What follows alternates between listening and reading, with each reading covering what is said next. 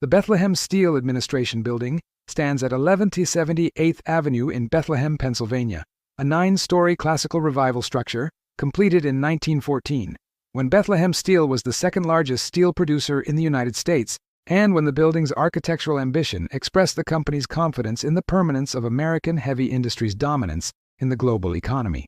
The building has been vacant since 2003. It has been listed on the National Register of Historic Places. It has been the subject of multiple redevelopment proposals across the 2 decades of its vacancy. None of them has been financed to completion. This is the architecture of decline made literal.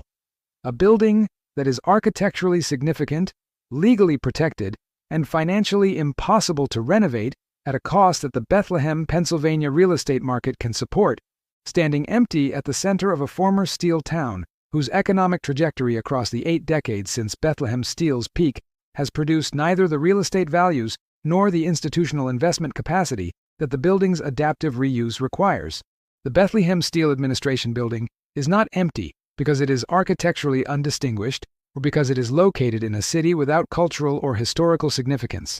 It is empty because the arithmetic of its renovation, cost versus the rental rates achievable in the Bethlehem commercial market, produces a gap that the historic tax credit alone cannot close, and because the specific combination of historic designation restrictions, asbestos abatement requirements, and structural systems that a 1914 classical revival office building requires to meet contemporary Class A commercial standards has produced renovation estimates that no private developer has been able to finance at a return that the Bethlehem market can generate.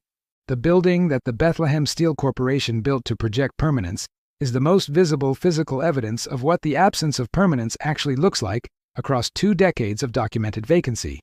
Subscribe now, because the Bethlehem Steel Administration Building is where this channel's architecture-as-liability framework, established in Case File 093, meets the specific economic geography of post-industrial Pennsylvania. The Bethlehem Steel Corporation's administrative presence in Bethlehem, Pennsylvania, was not limited to the 1914 Administration Building. The company's integrated steel operations at the adjacent Bethlehem Steel Steelworks site included the blast furnaces documented in Case File 073's examination of the Sands Casino development, the research and engineering facilities whose innovation had produced the wide-flange structural steel beam that became the standard structural element of 20th-century American construction, and the operational infrastructure of a company whose peak employment at the Bethlehem facility exceeded 30,000 workers. The administration building's specific function within this complex was the Corporate Governance Center. The offices of the company's executive leadership, the financial management, the legal department, and the administrative functions that coordinated the corporation's multiple operating facilities across Pennsylvania, Maryland, and other states. That specific function makes the administration building's 2003 vacancy the precise inverse of the Fairfield, Connecticut corporate headquarters examined in Case File 103, where GE's Fairfield campus sold quickly to a university because its suburban Connecticut location offered real estate market support for institutional reuse. The Bethlehem Steel Administration Building has remained vacant because the Bethlehem, Pennsylvania commercial real estate market does not generate rental rates sufficient to support the renovation economics that a 1914 classical revival structure's adaptive reuse requires. The geography of the departure is the geography of the vacancy. GE left suburban Connecticut for Boston's innovation ecosystem and found a willing institutional buyer for a campus whose market fundamentals supported the transaction.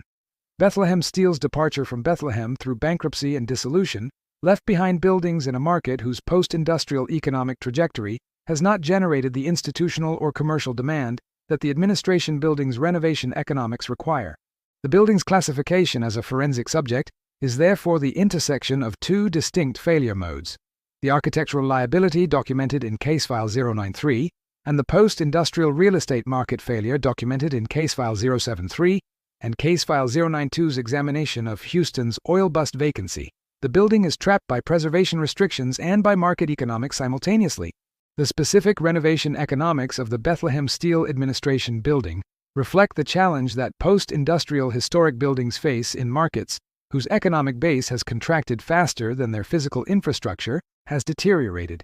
Renovation costs are driven by construction industry labor and material prices that are relatively consistent across metropolitan areas, while renovation feasibility is determined by local rental rates and absorption capacity that vary dramatically between strong and weak real estate markets. A historic office building renovation that produces a financially viable result in Philadelphia or Pittsburgh may produce an infeasible result in Bethlehem, not because the construction costs are different, but because the rental rates achievable in Bethlehem's commercial market are substantially lower than the rental rates achievable in the larger Pennsylvania cities.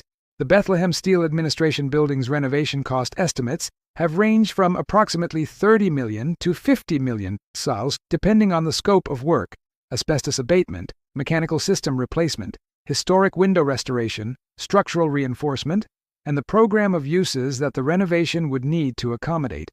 Those renovation costs produce a per square foot cost that requires rental rates achievable in strong urban markets to generate a return on investment. The Bethlehem commercial real estate market's rental rates are substantially below those levels. The historic tax credit provides a 20% federal credit against qualified rehabilitation expenses, as documented in Case File 093.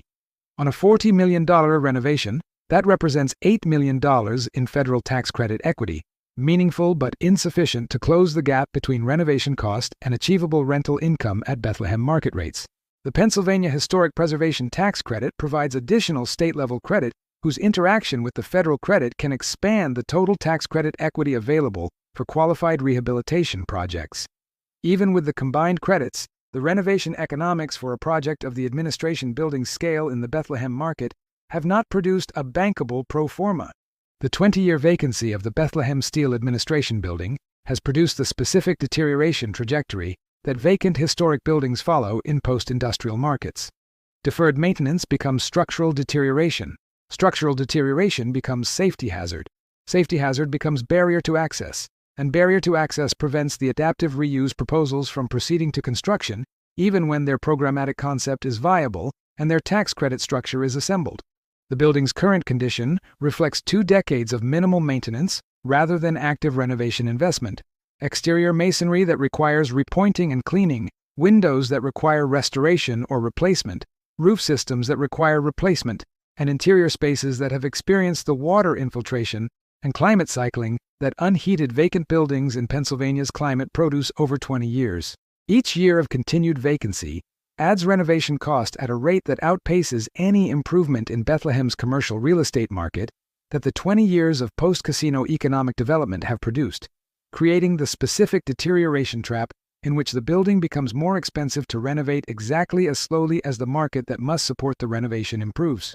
What the Bethlehem Steel Administration Building reveals in the context of this channel's 104-case archive is the specific geography of architectural liability. The Case File 093 framework documented the mechanism by which historic preservation restrictions create renovation economics that the available federal and state tax credits cannot resolve. The Bethlehem Steel Administration Building adds the geographic dimension. The same renovation economics that would be resolvable in a strong market become permanently unresolvable in a weak one, because the gap between renovation cost and achievable rental income is wider, and because the institutional investment capacity that strong markets attract is absent. The building was built to last. The economy it was built for did not. Both things are visible from the sidewalk at 1170 8th Avenue, the architectural ambition of 1914 and the economic reality of 2024, occupying the same 9-story facade, communicating both simultaneously to anyone who looks. This content was developed using artificial intelligence tools as part of the research, writing, and production process. All AI-generated material was subject to human review, editorial intervention, and approval before publication.